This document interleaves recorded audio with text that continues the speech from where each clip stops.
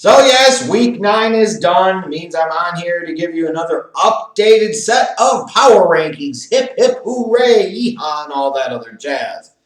You can check out my power rankings in the description box down below. Hopefully, there won't be too many issues with them, but I'm sure they most certainly will be. And you know what? That's okay. It's okay. Now, looking at the bottom of the barrel, you look at the bottom five teams.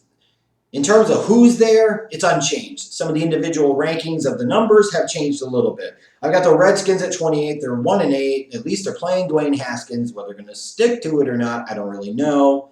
But they're just not a good football team. They're not a good football team.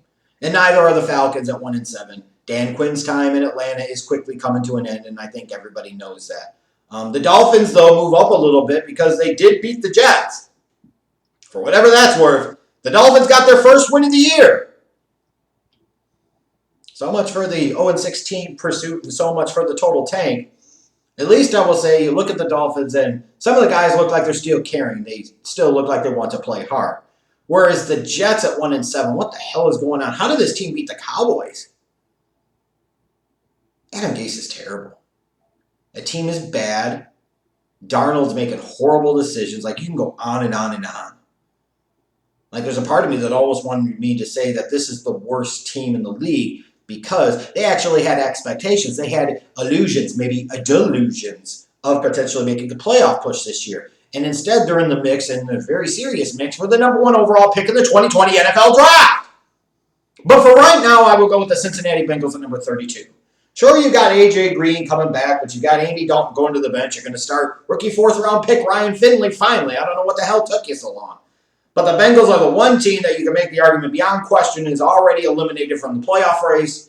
They're the one team that you look at them and there's just nothing there. Nothing there.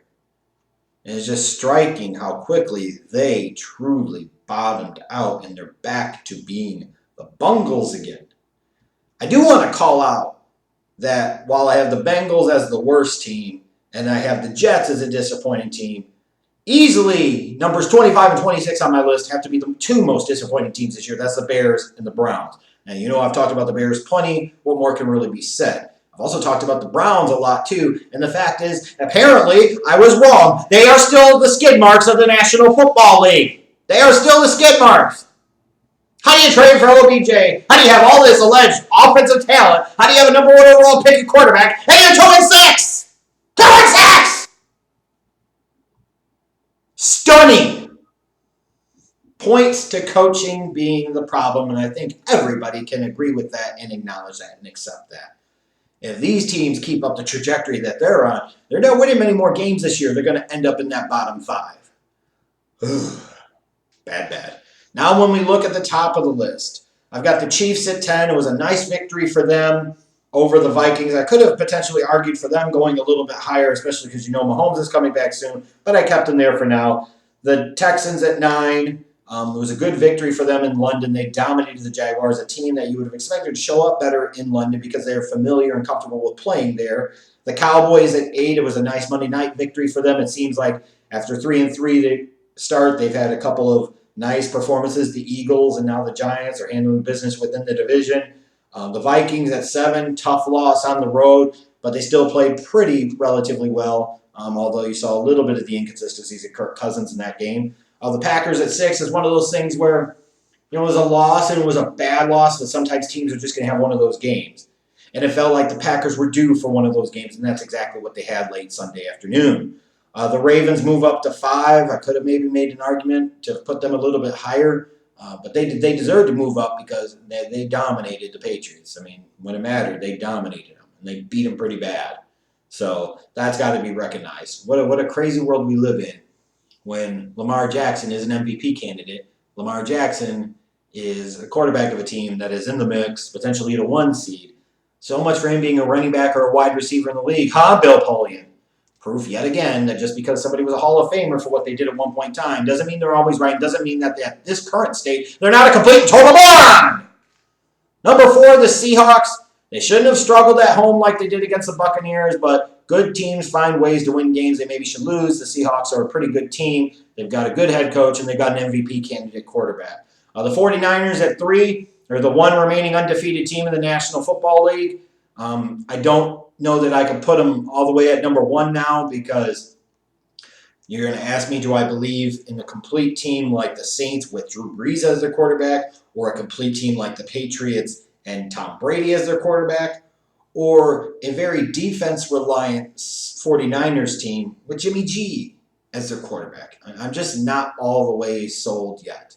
And if you're a 49ers fan, you shouldn't rage at me to believe in your team, because we know how the Jeff Jinx works. The second that I believe in your team, it is a wrap. It is over. You will lose like 3 or 4, 4 or 5. You don't want this effects in your life. You do not want this voodoo coming down on your 49ers. You do not.